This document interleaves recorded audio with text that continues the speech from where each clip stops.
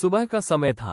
गांव के किनारे बहने वाली छोटी नदी के ऊपर सूरज की पहली किरणें पड़ रही थीं और ठंडी हवा में कच्ची मिट्टी की खुशबू फैली हुई थी।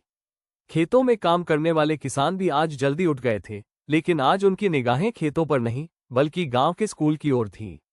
क्योंकि आज 15 अगस्त था। गांव के पुराने प्राथमिक विद्यालय में बड़े उत्साह से तैयारी चल रही थी। बच्चों ने पिछले 3 दिनों से घर घर जाकर लोगों को कार्यक्रम में आने का निमंत्रण दिया था।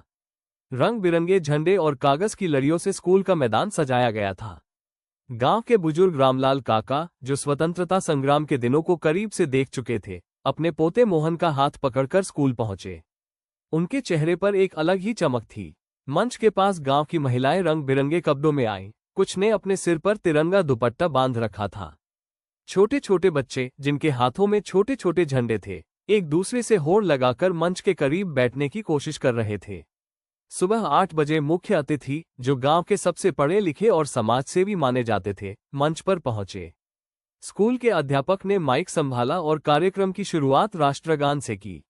झंडारोहण का समय आया। सबकी निगाहें उस ऊंचे डंडे पर लगी सफेद कपड़े की गांठ पर थीं। जैसे ही रस्सी खींची गई, तिरंगा लहराया और फूलों की बारिश हुई। भारत माता की जय और वंदे मातरम के नारों से पूरा मैदान गूंज उठा। पहले कक्षा 5 की रानी ने कविता सुनाई, मेरा भारत मेरा अभिमान। उसकी आवाज में मासूमियत और जोश दोनों थे। सबने तालियां बजाईं। फिर कक्षा 8 के सुरेश और उनकी टीम ने देशभक्ति पर आधारित नाटक प्रस्तुत किया।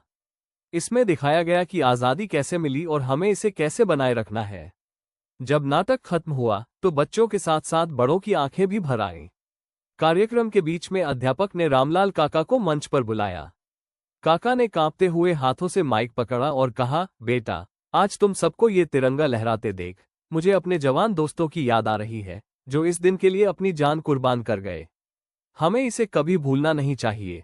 पूरा मैदान चुप हो गया। फिर तालियों की गड़गड़ाहट से गूंज उठा। बच्चों ने मिलकर सारे जहां से अच्छा गीत गाया और फिर स्कूल के प्रधानाध्यापक ने धन्यवाद भाषण दिया। कार्यक्रम के अंत में सभी को मिठाई बांटी गई, लड्डू, समोसे और रसगुल्ले। बच्चे खुशी से उछलते कूदते हुए अपने झंडे लहराते घर की ओर लौटे। सूरज अब ऊपर चढ़ चुका था, लेकिन ठंडी हवा अभी भी चल रही थी। हर किसी के चेहरे पर संतोष और गर्व की चमक थी, जैसे ये दिन उनके दिल में हमेशा के लिए अंकित हो गया हो। ये कमेंट करें, लाइक करें और सब्सक्राइब जरूर करें।